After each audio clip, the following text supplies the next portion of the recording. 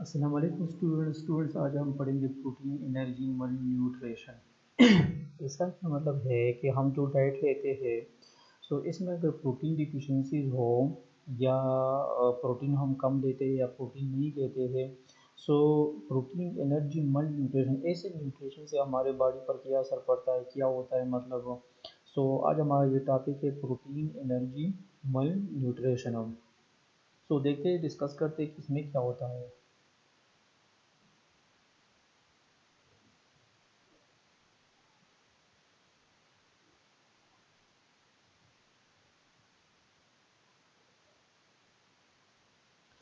First हम define करते हैं प्रोटीन मल न्यूट्रिशन को। प्रोटीन एनर्जी मल न्यूट्रिशन को डिफाइन करते हैं कि क्या होता है। मल न्यूट्रिशन क्या होता है, डब्ल्यू ने इसको किस तरह डिफाइन किया है। डब्ल्यू ने मल न्यूट्रिशन को इस तरह डिफाइन किया है। W define malnutrition as the cellular imbalance between the supply of nutrients and energy and the body's demand for them to ensure growth, maintenance and specific function। किस तरह define किया है W ने मल nutrition को कि the cellular imbalance between the supply of nutrients and energy and the body demand for them. कि जो सेल में जो इम्बैलेंस आ जाता है किस चीज़ के दरमियान, जो सप्लाई ऑफ न्यूट्रिएंट्स है एंड जो एनर्जी और रिक्वायरमेंट्स होती है, जो बॉडी को एनर्जी डिमांड होती है कि मतलब इतना एनर्जी अगर बॉडी को मिल जाए तो वो प्रॉपर ग्रोथ करेगा, उसकी मेंटेनेंस होगी, वो मेंटेन रहेगा मतलब, और वो अपना प्रॉपर फंक्शन करेगा। यानी एक बॉडी की डिमांड्स है जो उस एनर्जी के मुताबिक बॉडी जो कि है यानी उतना ही वो ग्रोथ करेगा, यानी proper growth growth of the body and maintenance के इतना बॉडी मेंटेनेंस के लिए एंड स्पेसिफिक फंक्शन के लिए। तो इसके लिए जितना एनर्जी बॉडी को चाहिए है, लेकिन जो इस एनर्जी के मुताबिक बॉडी को वो न्यूट्रिएंट्स नहीं मिलती, उनकी ज़ाहिर बात है बॉडी को एनर्जी कहाँ से मिलती है, न्यूट्रिएंट्स से मिलती है। लेकिन बॉडी को उस एनर्जी के हिसाब से जो न्यूट्रिएंट सप्लाई है, सप्लाई ऑफ न्यूट्रिएंट है, यानी जो न्यूट्रिएंट सप्लाई वो उतना नहीं होता है, मतलब सिमिलर इम्बैलेंस आ जाता है इन दोनों के दरमियान में। इसको कहते हैं मल न्यूट्रिशन। अगेन आई रिपीट, मल न्यूट्रिशन के मल न्यूट्रिशन कैसे कहते हैं, the similar imbalance between the supply of nutrients and energy and the body demand for them to ensure growth, maintenance and specific functions। के जितना न्यूट्रिएंट बॉडी को चाहिए ताकि वो उसको उतना एनर्जी मिल जाए ताकि वो अपना प्रॉपर ग्रोथ करे, मेंटेनेंस करे एंड स्पेसिफिक फंक्शन वो परफॉर्म करे। इसके लिए जितना एनर्जी उसको ज़रूरत है उतना एनर्जी जो कि है उसको उतना न्यूट्रिएंट सप्लाई नहीं होता है बॉडी को ताकि वो उसकी एनर्जी नीड को पूरा कर सके। क्या होता है कि सप्लाई ऑफ न्यूट्रिएंट्स और जो एनर्जी डिमांड है बॉडी के, इन दोनों में इम्बैलेंस आ जाता है एंड दिस इज कॉल्ड मल न्यूट्रिशन। इसको कहते हैं मल nutrition. Malnutrition is the condition that develops when the body does not get the right amount of the vitamins, minerals, and other nutrients it needs to maintain healthy tissues and organ functions। यानी malnutrition क्या है, ये वो condition है जो कब develop होता है, उस वक्त डिवेल्प होता है कि बॉडी को वो जो राइट अमाउंट ऑफ वाइटामिन है या मिनरल्स है या दूसरे न्यूट्रिएंट्स है, कार्बोहाइड्रेट, प्रोटीन वगैरह, वो राइट अमाउंट में बॉडी को नहीं मिलते हैं जितना बॉडी को चाहिए। तो उस वक्त जो कि ये मल न्यूट्रिशन डिवेल्प होता है बॉडी में। जिस तरह हमने डिफिनीशन में एक्सप्लेन किया कि जब बॉडी को वो प्रॉपर न्यूट्रिएंट्स राइट अमाउंट में नहीं मिलते, कौन से nutrients, for example vitamin, minerals and other nutrients, जो बॉडी को हेल्थी रखने के लिए ताकि वो उसका बॉडी हेल्थी रहे और आर्गन जो कि वो अपना नॉर्मल फंक्शन शो करे, इसके लिए जितना एनर्जी चाहिए तो उतना उसको नहीं मिलता है, तो इसको कहते हैं मल न्यूट्रिशन, या इस दौरान मल न्यूट्रिशन जो कि है डेवलप होती है। नेक्स्ट कहते हैं, ये तो मल न्यूट्रिशन की डिफिनीशन हो गया कि मल न्यूट्रिशन क्या होता है, कब मल न्यूट्रिशन बॉडी में डेवलप होता है, वो क्या आप लोगों को समझ आया होगा। सो नेक्स्ट आते हैं प्रोटीन एनर्जी मल न्यूट्रिशन। प्रोटीन एनर्जी मल nutrition it is a group of body, यानी कैसे कहते हैं प्रोटीन एनर्जी मल न्यूट्रिशन, जो हमारा टॉपिक है, what is mean by protein energy मल न्यूट्रिशन। सो इट इज़ पहले तो हमने मतलब मल न्यूट्रिशन के बारे में बात की, अब प्रोटीन एनर्जी मल न्यूट्रिशन क्या है हम इस पर बात करेंगे। So it is a group of body depletion disorders which include kwashiorkor, marasmus and the intermediate stages of, यानी ये कुछ बॉडी डिसऑर्डर्स है प्रोटीन एनर्जी मल न्यूट्रिशन, जो कि ये कुछ बॉडी डिसऑर्डर्स है जिसमें क्या होता है, जिसमें कुछ कंडीशन जो कि है, कुछ इस तरह के डिसऑर्डर्स है जो इसमें इंक्लूडेड है, और वो कौन से डिसऑर्डर है जो प्रोटीन एनर्जी मल न्यूट्रिशन में इंक्लूड है, तो क्वाशियोकोर है एंड मरासमस है एंड दी इंटरमीडिएट स्टेजेस है। तो आगे ये आगे आ रहा है मतलब कि क्वाशियोकोर कैसे कहते हैं, मरासमस कैसे कहते हैं, और कौन कौन से टाइप्स है इसके। सो प्रोटीन एनर्जी मल न्यूट्रिशन, अगर आपसे कोई पूछे कि प्रोटीन एनर्जी मल न्यूट्रिशन कैसे कहते हैं, तो आपका आंसर क्या होगा कि प्रोटीन एनर्जी मल न्यूट्रिशन जो कि है ये कुछ बॉडी के ऐसे डिसऑर्डर्स हैं जो मल न्यूट्रिशन की वजह से बॉडी में डेवलप होते हैं, और इसमें इंक्लूडेड है नंबर फर्स्ट क्वाशियोकोर, मरासमस, और कुछ इस तरह के और टाइप्स भी इसमें इंक्लूडेड है। मेन जो टाइप्स है ये दो टाइप्स है, आगे भी इसके टाइप्स आ रहे हैं, नेक्स्ट लेक्चर में इसके टाइप्स करेंगे, लेकिन मेन ये दो टाइप्स है इसके, मरासमस एंड क्वाशियोकोर है। मरासमस जो कि है it represent simple starvation, the body adopt to a chronic state of insufficient calorie intake, ये स्टारवेशन को रिप्रेजेंट करता है, और इसमें बॉडी जो कि है इतना अपने आप को अडॉप्ट करता है कि अगर इस पर बॉडी पर कुछ इस तरह के क्रोनिक स्टेट में आ जाए, मतलब कि इसको जो कैलोरीज एनर्जी जो इनटेक है बहुत ज़्यादा इनसफिशेंट हो, और एक खास एक वो ज़्यादा क्रोनिक स्टेट डेवलप हो जाए, तो इसको भी बॉडी अडॉप्ट हो जाती है मरासमस। इंशाल्लाह इसके बारे में हम आगे भी पढ़ेंगे। क्वाशियोकोर कैसे कहते हैं, it is the body response to insufficient protein intake, जब बॉडी को सफिशेंट अमाउंट में या प्रॉपर प्रोटीन जो कि वो नहीं मिलता है, तो बॉडी जो रिस्पांस देता है मुख्तलिफ़ किस्म के डिसऑर्डर की शक्ल में, जो बॉडी शेप में चेंज आ सकता है, और इस तरह की चेंजेस बॉडी में आकर होती है। तो ये जो बॉडी का रिस्पांस है इनसफिशेंट प्रोटीन एंटेक को, जो बॉडी रिस्पांस देती है, इसको क्वाशियोकोर जो कि इस कंडीशन को या इस डिसऑर्डर को कहते हैं। But usually sufficient calories for energy, क्योंकि बॉडी को जो कि हैं और ख़ास कैलोरीज ऑफ एनर्जी की ज़रूरत होती है, और जब बॉडी को प्रोटीन और कैलोरीज ऑफ एनर्जी नहीं मिलती है, तो इस दौरान जो कि बॉडी रिस्पॉन्स देती है कुछ ख़ास डिसऑर्डर की शक्ल में, फिजियोलॉजिकल डिसऑर्डर्स की शक्ल में, तो इसको कहते हैं क्वाशियोकोर। सो नेक्स्ट देते हैं, ये तो प्रोटीन एनर्जी मल न्यूट्रिशन हो गया कि प्रोटीन एनर्जी मल न्यूट्रिशन किसे कहते हैं। पहले हमने मल न्यूट्रिशन की डिफिनीशन की थी, ये देखो आप, पहले हमने मल न्यूट्रिशन WHO के मुताबिक हमने इसकी डिफिनीशन की, और फिर प्रोटीन एनर्जी मल न्यूट्रिशन कैसे कहते हैं। सो नेक्स्ट हम पढ़ते हैं, अब हम डिस्क्रिप्शन की तरफ आते हैं, इसको थोड़ा डिस्क्राइब करते हैं, एक्सप्लेन करते हैं कि इसमें क्या होता है प्रोटीन एनर्जी मल न्यूट्रिशन में। So protein energy malnutrition also referred to as protein calorie malnutrition, याद रखिए कि ये इसका दूसरा नाम भी है। प्रोटीन एनर्जी malnutrition को हम शॉर्टकट PEM कहते हैं, PEM प्रोटीन एनर्जी malnutrition। सो इस प्रोटीन एनर्जी malnutrition को प्रोटीन कैलोरी malnutrition भी कहते हैं, दोनों नाम है, प्रोटीन एनर्जी malnutrition या protein calorie malnutrition। It is considered as the primary nutritional problem in India. In India, it is considered as a primary nutritional problem considered होता है. Also called the first national nutritional disorder. The term protein energy malnutrition applies to a group of related disorders that include marasmus, kwashiorkor, and intermediate states of marasmus, kwashiorkor। और ये जो term है protein energy मल nutrition, मैंने आपको पहले ही बताया था पहले स्लाइड में कि जो प्रोटीन एनर्जी मल न्यूट्रिशन है, it is basically it is a term used for these two conditions, marasmus and क्वाशियोकोर।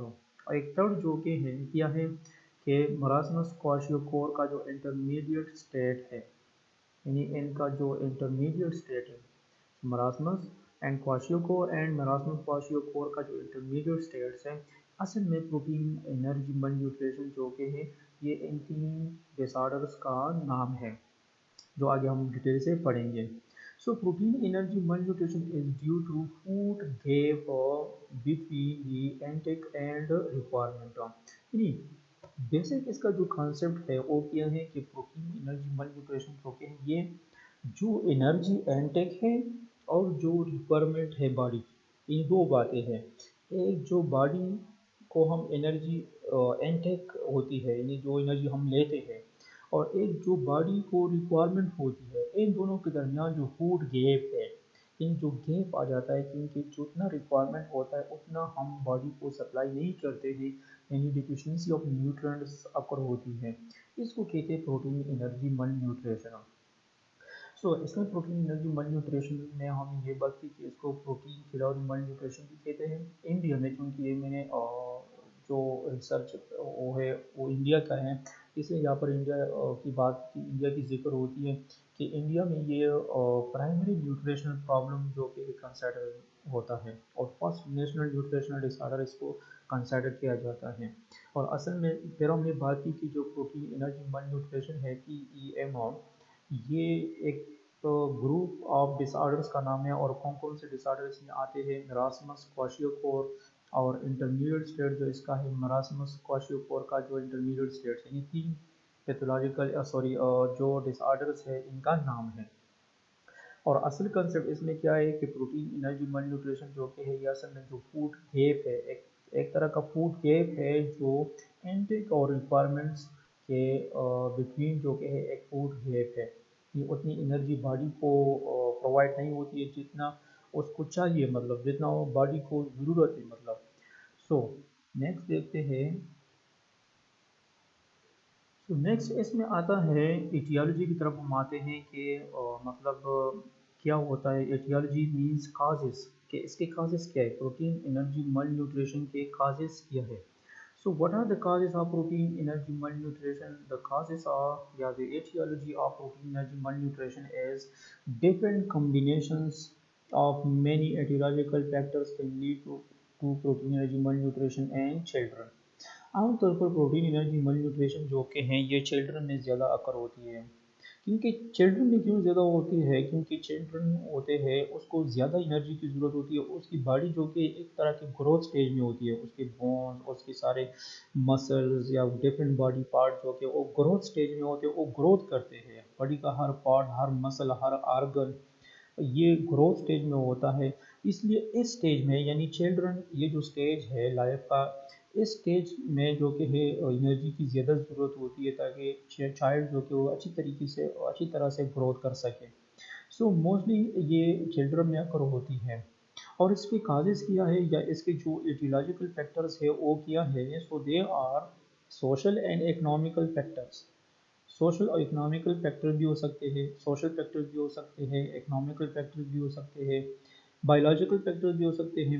Social means के बंदा जो कि सोशली एक ऐसे माहौल में रहता है कि वहाँ पर जो कि जो न्यूट्रिशंस है या न्यूट्रिएंट्स है उस पर ज़्यादा तवज्जो नहीं होती है, मतलब इकोनॉमिकल फैक्टर भी हो सकते हैं, मतलब poverty is one of the reason of protein energy मल न्यूट्रिशन, गुर्बत जिसको कहते हैं। बायोलॉजिकल फैक्टर्स भी हो सकते हैं, यानी ऐसे बायोलॉजिकल फैक्टर में ऐसे डिजीज़ ऐसे डिसऑर्डर आ सकते हैं जिसमें प्रोटीन एनर्जी मल न्यूट्रिशन होती है। इन्वायरमेंटल फैक्टर्स भी हो सकते हैं, role of free radicals and aflatoxins. Free radicals का भी बहुत बड़ा रोल है जो हमारे बॉडी में और पैदा होते हैं। And alpha toxins, alpha toxins कैसे कहते हैं, असल में जो ये अल्फा टॉक्सिन है, अल्फा टॉक्सिन्स अल्फा टॉक्सिन जो कि है it is a class of toxic compounds, ये टॉक्सिक कंपाउंड्स का एक ग्रुप है, एक क्लास है। ये मोस्टली कहाँ पर पाए जाते हैं अल्फा टॉक्सिन्स, ये फूड में जो मोल्ड पाए जाते हैं मोल्ड में पाए जाते हैं। और इसको खाने से जो कि जब एक बंदा इस किस्म का खुराक लेते हैं जिसमें मोल्ड होते हैं, मोल्ड में अल्फा होते हैं, अगर इस तरह का खुराक लेते हैं एक बंदा, तो फिर क्या होता है कि लिवर डैमेज इससे होता है, कैंसर भी आकर होती है इससे, अल्फा टॉक्सिन से। सो इसका भी बहुत बड़ा रोल है अल्फा टॉक्सिन वगैरह का। जो मोल्ड, मोल्ड किसे कहते हैं, मोल्ड एक खास ग्रुप है पंजाई का, टाइप है पंजाई का। सो फंगस का एक टाइप है, और वो जब फूड में पाए जाते हैं, सो वो फूड जब कोई बंदा लेता है तो उससे जो कि लिवर डैमेज या कैंसर अकर होता है।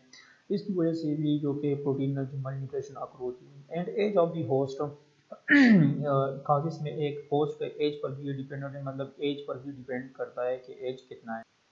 So these are the factors, these are the causes, जो factors protein energy malnutrition के कौन से ऐसे फैक्टर्स है जो प्रोटीन एनर्जी मल न्यूट्रिशन काज करते हैं, मतलब।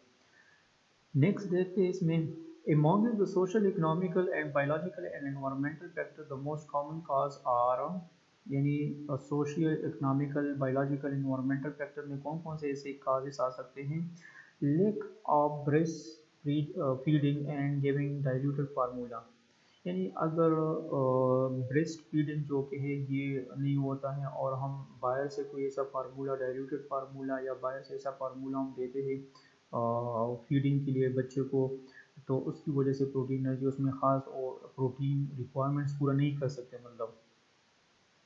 इम्प्रॉपर कम्प्लीमेंट्री फीडिंग, या जो हम फीडिंग इसको देते हैं बच्चों को, वो इम्प्रॉपर कम्प्लीमेंट्री होता है। Improper complementary mean quality, improper quality का होता है, वो अच्छी क्वालिटी का नहीं होता है, एक इम्प्रॉपर क्वालिटी का होता है। या ओवर क्राउडिंग इन फैमिली, जो फैमिली में ज़्यादा क्राउडिंग होती है, इग्नोरेंस होता है, जब हम बच्चों की जो न्यूट्रिशन है, जो बैलेंस डाइट है, हम इसको इग्नोर करते हैं, उस पर खास तवज्जो नहीं देते, इसी वजह से प्रोटीन एनर्जी PEM जो कि है ये खास होता है, अकर होता है। इलिटरेसी जो कि है, हमें इल्म नहीं होता है, नॉलेज नहीं होता है, प्रॉपर नॉलेज हमारे पास नहीं होता है कि बच्चों को कौन से फूड्स, कौन से न्यूट्रिशन ज़्यादा देने चाहिए, कौन से न्यूट्रिएंट्स नहीं देने चाहिए, कौन सा न्यूट्रिएंट कितने अमाउंट में इसके लिए ज़रूरी है। सो इलिटरेसी इसलिए ज़रूरी है कि जब भी आप बच्चों के जो न्यूट्रिएंट्स है इसके बारे में हमें प्रॉपर नॉलेज होना चाहिए। लेक ऑफ हेल्थ एजुकेशन, इसके अलावा लेक ऑफ हेल्थ एजुकेशन, हमें ये नहीं पता होता है कि अगर हम प्रोटीन कम दे दें या अगर प्रोटीन एनर्जी मल न्यूट्रिशन अकर होती है बच्चों में, तो फिर कौन से हेल्थ प्रॉब्लम्स अकर हो सकते हैं। इसीलिए प्रॉपर गाइड करनी चाहिए आप अपने घर में, फैमिली के अंदर, सब लोगों को जो कि इसके बारे में प्रॉपर एजुकेट करना चाहिए कि क्या होता है PEM, और ये क्यों होता है, कौन से न्यूट्रिशन ज़रूरी है, कौन से न्यूट्रिशन बच्चों को देना चाहिए, कौन से नहीं देने चाहिए, और इसकी जो हेल्थ प्रॉब्लम्स फिर अकर होते हैं उसके बारे में प्रॉपर एजुकेट करना चाहिए। पुअर्टी इज़ आल्सो एक फैक्टर है, सोशियो या इकनॉमिकल फैक्टर है जिसकी वजह से PEM अकर होता है, प्रोटीन एनर्जी मल न्यूट्रिशन अकर होती है। इन्फेक्शन भी है। एंड फीमेलियल डिसहार्मनी, फीमेलियल डिसहार्मनी कैसे कहते हैं, फीमेल डिसहार्मनी जो कि है एक ऐसी फैमिली की तरफ, यहाँ पर ये वर्ड जो कि ये टर्म जो कि है एक ऐसी फैमिली की तरफ इशारा करता है, फीमेलियल डिसहार्मनी के, फैमिलियल डिसहार्मनी जो कि एक ऐसी फैमिली की तरफ इशारा करता है जिस फैमिली में जो कि है कॉम्प्लेक्स ज़्यादा आ रहे हो, मतलब कॉम्प्लेक्स होते हैं, मिसबिहेवियर होता है अपनली, मतलब अक्सर तौर पर ये होता है कि इस किस्म की फैमिली में जो कि है बच्चों को निगलेक्ट किया जाता है, और चाइल्ड एब्यूज़ जो कि है वो अकर होता है, चाइल्ड एब्यूज़, और चाइल्ड को निगलेक्ट किया जाता है, उसकी न्यूट्रिशन को निगलेक्ट किया जाता है, और मतलब कोई ऐसा बंदा फैमिली में नहीं होता है कि वो प्रॉपर केयर कर सके बच्चों को, बच्चों की न्यूट्रिशन का केयर करे, मतलब न्यूट्रिएंट्स का ख्याल रखे कि कौन सा न्यूट्रिएंट्स इसको देना चाहिए, इसके लिए ज़रूरी है। सो ये फैमिलियल डिसहार्मनी जो कि उस फैमिली की तरफ, यानी एक फैमिली इस तरह की फैमिली है कि जिसमें कोई फर्द ऐसा नहीं है जो इन सारी चीज़ों का ख्याल रखे, तो इस वजह से ये जो ये एक इन्वायरमेंटल फैक्टर है जो मतलब एक फैमिली ऐसी होती है, मतलब, तो इस वजह से भी PEM जो कि प्रोटीन एनर्जी मल न्यूट्रिशन जो कि अकर होती है। अब नेक्स्ट ये देखते हैं कौन से ऐसे काजेस है या फैक्टर्स हैं। रोल ऑफ फ्री रेडिकल्स, एक फैक्टर हमने पढ़ा था, रोल ऑफ फ्री रेडिकल्स या अल्फा टॉक्सिन, हमने एक फैक्टर पढ़ा था कि ये भी एक फैक्टर हो सकता है PEM का। तो इसका क्या रोल है फ्री रेडिकल्स या एल्फा टॉक्सिन का, जो कि मैंने आपको थोड़ा सा वो दिया था कि aflatoxin these are found in special type of fungi, जिसको कहते हैं मोल्ड्स में पाए जाते हैं, और ये अक्सर तौर पर हमारे खुराक में होते हैं, फूड मटेरियल में होता है, और जब हम इसको लेते हैं तो इससे डिफरेंट जो डिसऑर्डर्स है वो फिर प्रोड्यूस होते हैं। For example like liver damage occur होता है, एक्सेट्रा एक्सेट्रा। सो इसका क्या रोल है टीएम में, प्रोटीन एनर्जी मल न्यूट्रिशन, इसका क्या रोल है? Two new theories have been postulated recently to explain the pathogenesis of kwashiorkor। यानी अभी रिसेंटली जो कि दो नई थ्योरीज जो कि हैं ये सजेस्ट या प्रेजेंट हुए हैं, जो एक्सप्लेन करते हैं, जो kwashiorkor है इसको एक्सप्लेन करते हैं, इसके पैथोजेनेसिस को एक्सप्लेन करते हैं कि kwashiorkor जो कि ये क्यों अकर होता है। This include pre radical damage in alpha poisonous, और इस कंसेप्ट के मुताबिक, इस थ्योरी के मुताबिक जो कि ये क्या है, free radical damage and alpha poisoning है, जिसमें free radical damage and alpha poisoning है। सो दीज में डैमेज लेवर सेल्स के राइज टू क्वाशियोकोर, और इस तरह ये लेवर सेल्स को डैमेज करते हैं, और इस तरह क्वाशियोकोर जो कि ये खास करता है। सो ये भी एक फैक्टर हो सकता है, ये भी एक काज हो सकता है free radicals and alpha toxin, जो रिसेंटली जो कि है इसके बारे में थ्योरी पेश की गई है, और जो प्रूव करता है कि ये फ्री रेडिकल्स और जो अल्फा टॉक्सिन है ये ऐसे पॉइजन्स है जो बॉडी के अंदर लेवर सेल्स को डैमेज करते हैं, और क्वाशियोकोर जो कि ये खास करता है। Age of the host is also one of the factor that affects which is caused by the proteinergy malnutrition, the age of the host. So frequent in infants and young children whose rapid growth increase nutritional requirements. जो infants होते हैं और जो young children होते हैं, जो जिसकी body जो कि है वो रैपिड ग्रोथ करती है, और इसकी जिसकी बॉडी की रैपिड ग्रोथ के लिए जो कि हमें चाहिए कि इसको प्रॉपर न्यूट्रिशनल रिक्वायरमेंट जो कि इसको प्रोवाइड की जाए, मतलब हो। सो इन्फेंट्स एंड यंग चिल्ड्रन जो कि इस एज के जो होस्ट होते हैं वो ज़्यादा इफेक्टेड होते हैं। Protein, energy, malnutrition, and pregnant and lactating women can affect the growth, nutritional status, and survival rates of their fetuses, newborn, and infants. इसी तरह अगर कोई प्रेग्नेंट वोमेन है, प्रेग्नेंट वोमेन या लैक्टेटिंग वोमेन है, सो इसमें पीएम जो कि है कौन से इफेक्ट्स काज होते हैं, यानी एक कोई इस एज के लोग होते हैं, इन्फेंट्स एंड यंग चिल्ड्रन, जो पीएम को ज़्यादा एक्सपोज होते हैं, क्योंकि ये ऐसे स्टेज में होते हैं जिसको प्रॉपर एनर्जी या प्रॉपर न्यूट्रिशनल की रिक्वायरमेंट होती है, ताकि वो अपने बॉडी की ग्रोथ कर सकें। इसके अलावा जो कि है दूसरा रिस्की लोग कौन से हैं जो इसके लिए रिस्की होते हैं, तो वो है प्रेग्नेंट और जो लैक्टेटिंग वोमेन है। क्यों? क्योंकि इस तरह के वोमेंस में, यानी प्रेग्नेंट और लैक्टेटिंग वोमेंस में जो कि हैं, अगर ये प्रोटीन एनर्जी मल न्यूट्रिशन इसमें अकर होती है, तो इसकी वजह से जो कि हैं जो फीटस होता है, यानी फीटस या जो न्यू बर्न होते हैं, बेबी होते हैं या इन्फेंट्स होते हैं, इनकी ग्रोथ और सर्वाइवल जो कि ये इफ़ेक्ट हो जाती है। क्योंकि फॉर एग्जांपल एक वोमेन है और वो प्रेग्नेंट है, एक वोमेन है और वो प्रेग्नेंट है, सो इसके अंदर जो फीटस मतलब पाया जाता है, और जो फीटस मौजूद है, सो फीटस की ग्रोथ इफ़ेक्ट हो जाती है, और इसकी सर्वाइवल जो कि है ये इफ़ेक्ट हो जाती है। सो एक प्रेग्नेंट वुमेन को जो कि ख़ास तौर पर प्रेगनेंसी के दौरान इसको केयर करना चाहिए कि वो प्रॉपर प्रोटीन वगैरह जो कि इसका इस्तेमाल करे, मतलब वो खुराक ऐसे न्यूट्रिशन वो ले ले जिसमें प्रोटीन पाए जाते हो।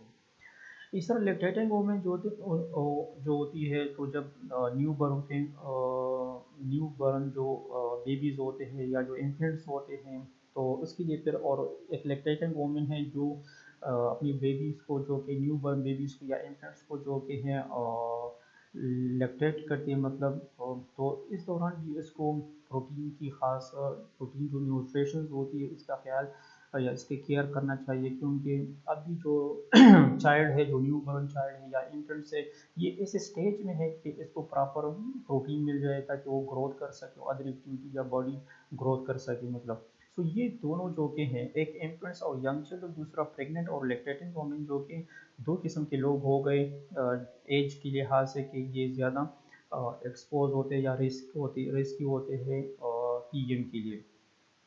Elderly can also suffer from PM due to alteration of GI system। इसके इन दोनों के अलावा यानी infants और young children और दूसरा प्रेग्नेंट और lactating women के अलावा एल्डर भी जो के हैं ये सफ़र हो सकते हैं P M due to GI system. In gastrointestinal system होता है इसमें कुछ इस तरह के अल्टरेशन आ सकते हैं जो जिसकी वजह से वो भी सफ़र हो सकते हैं। मतलब कोई जीआई डिसऑर्डर आता है, मतलब हाइपर सेंसिटिविटी होती है या डाइजेशन में प्रॉब्लम आ सकता है, एब्जॉर्प्शन में अगर कोई इस तरह की प्रॉब्लम आ जाए तो इसकी वजह से एल्डर भी जो कि हैं ये पीएम को इसके लिए रिस्की हो सकते हैं, ये भी सफ़र हो सकते हैं। सो किस एज के लोग जो कि कौन से एज के बंदे जो कि ये ज़्यादा रिस्की होते हैं, infants and young children, pregnant and lactating women और एल्डर भी जो कि हैं ये भी सफ़र हो सकते हैं। सो ये तो एज ऑफ होस्ट हो गया और फ्री रेडिकल्स और अल्फा टॉक्सिन्स का रोल हो गया कि इसका क्या रोल है पीईएम में। अभी नेक्स्ट देखते हैं कि नेक्स्ट क्या है इसमें etiology of PEM, protein energy malnutrition का जो एटियोलॉजी है। सो क्या है लीडिंग कॉजेज ऑफ डेथ यानी it will leads causes of death less than 5 years of age, जिसकी उम्र मतलब जिसकी एज जो कि है 5 ईयर से कम हो तो उसमें डेथ काज हो सकता है। प्राइमरी पीएम और सेकेंडरी पीएम क्या होता है? प्राइमरी पीएम जो कि है या प्रोटीन एनर्जी मल न्यूट्रिशन प्राइमरी पीएम जो कि है जिसमें प्रोटीन और जो एनर्जी इनटेक है वो below requirements for normal growth, यानी नॉर्मल ग्रोथ के लिए जितना रिक्वायर होती है प्रोटीन और या एनर्जी। सो प्रोटीन या एनर्जी नॉर्मल ग्रोथ के लिए जितना रिक्वायर होती है उससे कम होती है, मतलब इसकी जो इनटेक है बॉडी में वो कम होती है नॉर्मल से, तो इसको कहते हैं primary PEM. Secondary PM protein energy मल न्यूट्रिशन कैसे कहते हैं? The need for growth is greater than can be supplied, के बॉडी की ग्रोथ के लिए जो एनर्जी होती है वो थोड़ा ज़्यादा होती है, ग्रोथ के लिए एनर्जी रिक्वायरमेंट ज़्यादा होती है बनिस्बत सब जो एनर्जी हम सप्लाई करते हैं बॉडी को। So it will decrease nutrition absorption and increase nutrient losses of, जिसकी वजह से जो लीनियर ग्रोथ है ये सीज हो जाएगा एंड स्टैटिक वेट जो कि ये स्टैटिक हो जाएगा, स्टॉप हो जाएगा एक खास जगह पर एक खास पॉइंट पर, और फिर वेट लॉस शुरू हो जाएगा, वेट लॉस शुरू हो जाता है। फिर क्या हो जाता है? वेस्टिंग हो जाता है, मतलब वेट जो कि है ये लॉस हो जाता है और वेस्टिंग हो जाती है। फिर मल न्यूट्रिशन एंड एट्स साइंस, यानी प्रोटीन एनर्जी मल न्यूट्रिशन अकर होती है और फिर इसके साइंस जो कि वो शुरू हो जाते हैं। सो प्राइमरी में क्या होता है कि नॉर्मल ग्रोथ के लिए जो एनर्जी चाहिए वो प्रोटीन या एनर्जी कम होती है, इसकी इंटेक कम होती है। सेकेंडरी में क्या होती है कि फिर जो हम एनर्जी या प्रोटीन हम सप्लाई करते हैं बॉडी में, तो लेकिन बॉडी की ग्रोथ के लिए जो चाहिए वो बहुत ज़्यादा होती है, जिसकी वजह से अक्सर क्या होता है कि न्यूट्रिएंट एब्जॉर्प्शन जो कि है डिक्रीज हो जाता है या न्यूट्रिएंट लॉस हो जाता है, तो ग्रोथ सीज हो जाता है, वेट सेटअप हो जाता है, फिर वेट लॉस हो जाता है और फिर मल न्यूट्रिशन के जो साइंस और सिम्टम्स है ये शुरू हो जाते हैं। अब हम आते हैं प्रिवेलेंस की तरफ। इसकी जो प्रिवेलेंस होती है कि प्रिवेलेंस में क्या होता है। सो प्रिवेलेंस जो कि है प्रोटीन एनर्जी और malnutrition as a basic lack of food. असल में क्या है कि लेक ऑफ फूड है, खुराक का ना होना, फूड का ना होना। प्रोटीन एनर्जी मल न्यूट्रिशन कैसे कहते हैं कि lack of food and a major cause of infant mortality, और ये इन्फेंट मॉर्टिलिटी का एक मेजर काज है एंड मॉर्बिलिटी वर्ल्ड वाइड, और दुनिया भर में वर्ल्ड वाइड जो कि है ये इन्फेंट्स की जो मॉर्टिलिटी या मॉर्बिलिटी है इसका मेन काज है, इसका मेजर काज है। Protein energy malnutrition caused 0.46% of all deaths, यानी कितने डेथ काज करते हैं? इतना 0.46% of all death worldwide in 2002 की बात है कि तकरीबन 2002 में जितने वर्ल्ड वाइड जो कि हैं 0.46% डेथ जो कि ये पीएम की वजह से हुई है। एन एवरेज ऑफ 42 डेथ्स पर मिलियन पीपल पर ईयर, और तकरीबन एवरेज औसतन जो कि है 42 डेथ्स होती है पर मिलियन पीपल में, यानी पर मिलियन पीपल में 42 डेथ्स जो कि ये पीएम की वजह से है, प्रोटीन एनर्जी मल न्यूट्रिशन की वजह से पर ईयर, यानी हर साल, यानी हर साल 1 मिलियन लोगों में जो कि है 42 डेथ जो कि है ये पीएम की वजह से है, प्रोटीन एनर्जी मल न्यूट्रिशन की वजह से होती है। सो ये इसका प्रिवेलेंस है। अब हम आते हैं क्लिनिकल फ्यूचर्स की तरफ कि क्लिनिकल फ्यूचर्स इसके क्या है, यानी क्लिनिकली प्रोटीन एनर्जी मल न्यूट्रिशन में क्या होता है क्लिनिकली। सो क्लिनिकल फ्यूचर्स की तरफ आते हैं। सो क्लिनिकल फ्यूचर्स में क्या होता है कि इसको हम फर्दर 5 टाइप्स में इसको क्लासिफाइड करते हैं, और वो 5 टाइप्स कौन कौन से हैं। So the clinical presentation depends upon the type, severity and duration of the dietary classification. So the clinical presentation depends upon the type, severity and duration of the dietary deficiencies. The 5 forms of PME, protein, energy, malnutrition are. So clinical presentation depend करता है कि जो protein energy malnutrition है इसका type पर, कि कौन सा टाइप है इसका, कितना सीवियर है, और जो डाइटरी डिफिशिएंसीज है इसका ड्यूरेशन, यानी कितने वक्त तक, कितने ड्यूरेशन के लिए जो कि है डाइटरी डिफिशिएंसी है। सो इन 3 फैक्टर पर क्लिनिकल प्रेजेंटेशन डिपेंड करता है, टाइप, सिवियरिटी पर और duration of the dietary deficiencies पर। अब प्रोटीन एनर्जी मल न्यूट्रिशन जो पीईएम है इसके टाइप्स क्या है, क्लिनिकली इसके कितने टाइप्स है। सो ये जो WHO ने इसके जो टाइप्स बताए वो 5 टाइप्स हैं। Kwashiorkor, marasmic kwashiorkor, marasmus, nutritional dwarfing and underweight child. तो इन 5 टाइप में इसको क्लासिफाइड किया गया है। अब हम इसके एक टाइप को हम पढ़ेंगे कि क्वाशियोकोर में क्या होता है, मरासमिक क्वाशियोकोर में क्या होता है, मरासस में क्या होता है, न्यूट्रिशनल डवार्फिंग में क्या होता है एंड अंडरवेयर चाइल्ड में क्या होता है। सो इंशाल्लाह नेक्स्ट वीडियो में हम ये 5 टाइप्स जो कि है पढ़ेंगे, जो पीएम के टाइप्स हैं। क्लिनिकल बेस पर हमने इसको इस 5 टाइप्स में क्लासिफाइड किया है, और ये 5 टाइप्स जो कि हम नेक्स्ट लेक्चर में पढ़ेंगे।